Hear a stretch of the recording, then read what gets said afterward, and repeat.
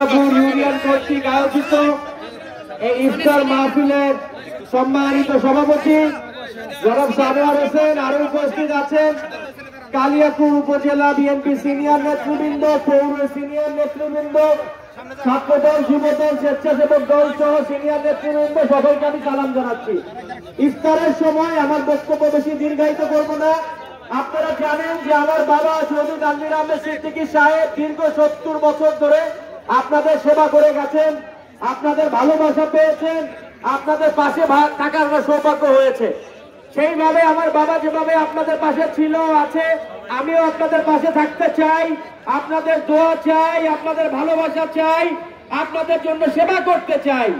রাজনীতি আমাদের জন্য পেশা না, রাজনীতি আমাদের জন্য একটি সেবা, এবং রাজনীতি করি নিজেরই জন্য না, রাজনীতি করি আপনাদের সেবা করার জন্য, আপনাদের উন্নয়নের জন্য।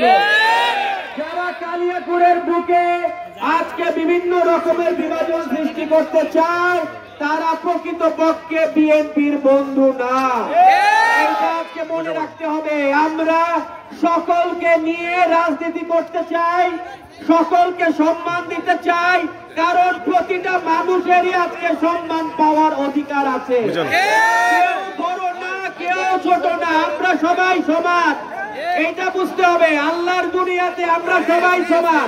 যারা বিভাজন করার চেষ্টা করে, যারা আমাদের ভিতর বিভিন্ন রকম গ্রুপিং করার চেষ্টা করে, তারা আওয়ামী লীগের দোষর। এই কথা মনে রাখতে হবে। এই আওয়ামী লীগ দীর্ঘ 17 বছর ধরে তারা বাংলাদেশকে অত্যাচার করেছে, ছারখার করে দিয়েছে। সেই আওয়ামী লীগের লোকজনকে নিয়ে যারা এখন চলাফেরা করে, তারা বিএনপি হইতে পারে না। এদের বাদে আমাদের সতর্ক থাকতে হবে।